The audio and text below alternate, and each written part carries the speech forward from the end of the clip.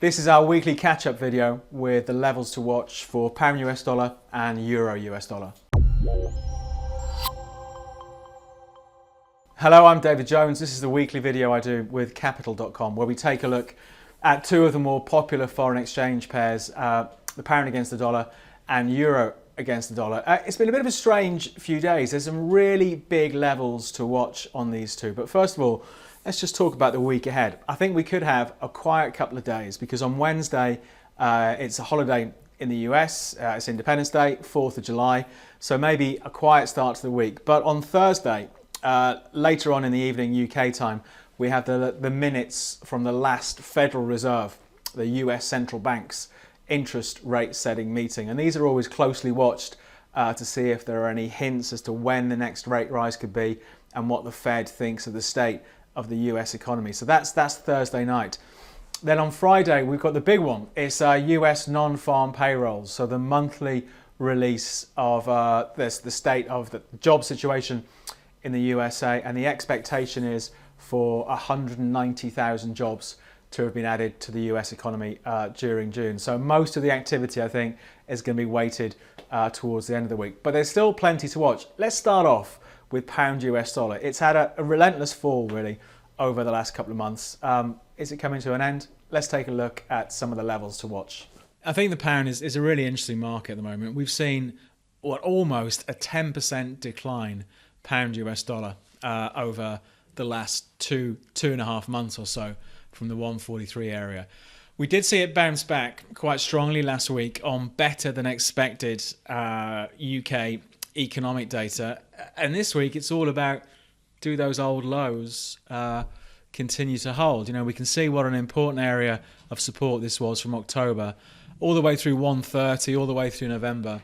The low we saw last week was around about 130.50. So this whole 130.50 area is the one to watch. We are seeing the RSI really oversold down here. Not surprising after the size of the decline we've seen.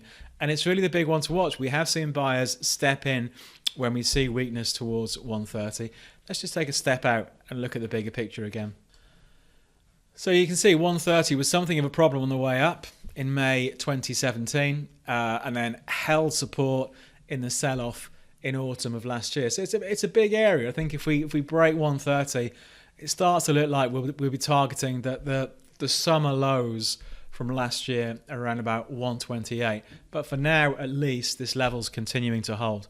Let's take a quick look at the short-term chart. This is that downtrend we were picking up on last week on the hourly chart that starts around about the middle of May. So we've been going now for 6 weeks in this downtrend, still holding the market down. 133 has been something of a problem.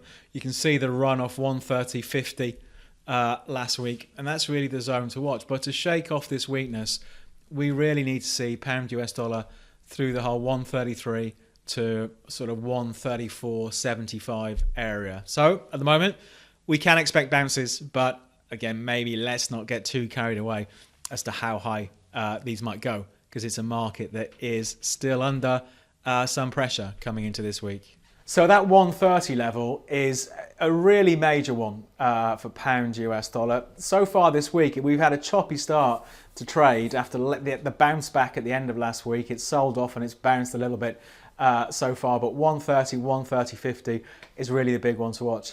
It's a similar situation in euro US dollar. Again, a sizable decline, around about 1,000 points from the highs so far this year. But there's a big level that so far is providing support for the euro. So let's take a look at that on the chart. So here's our big picture chart for the euro. Over the last week, we've seen a lot of noise, a lot of volatility, but no real change. It's still all about this 115 area. We saw the lows, we were talking about it last week from November, about 115.50. Those levels have been broken this week, this year. But the market hasn't traded below 115. So we're still seeing lots of support for the euro ahead of 115. The odd run towards 117, and then back we go again. So it's really the big level to look at. Let's just step out and take a look at the big picture. Here we go. So this is euro dollar going back a couple of years. You can see just how important this whole 115, 115.50 area has been. I think if we break below that, the risk is for the start of a deeper sell-off again, maybe targeting 112. But at the moment, this is holding. So let's take a look on the short-term chart. So here's our hourly euro US dollar chart. And you can see what a good job 115.50 did again on the 21st of June, 115, sorry, did on the 21st of June. So it really is proving to be strong support. But on the upside, just can't get much past 118.30, 118.50. So for now, assuming we're going to see the same thing play out, weakness down towards the 115 area, looks like a buying opportunity with stops below.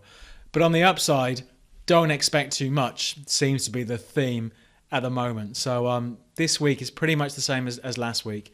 It's all about, does that 115 area continue to hold? So there we go. Two obvious levels to watch. 130-ish pound US dollar, 115 for euro dollar. Are we going to see these levels hold and some sort of more sustainable recovery start? Are we going to see it break and new moves lower begin? I think it's even though most of the activity is loaded towards the end of the week, I think there's still plenty to watch for these two.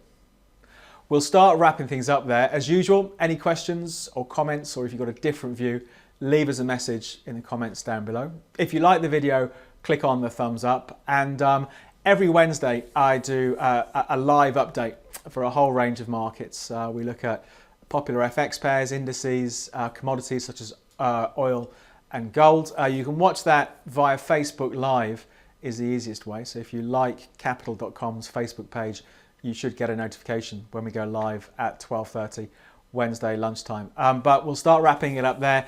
To never miss out on the videos that we upload, just make sure you're subscribed to the channel by clicking the subscribe, and the alarm bell notification icon means you get notified every time we upload a new video. But for the euro and the pound, that's it for this week. So from me, David Jones, and Capital.com, I hope you have a good trading week.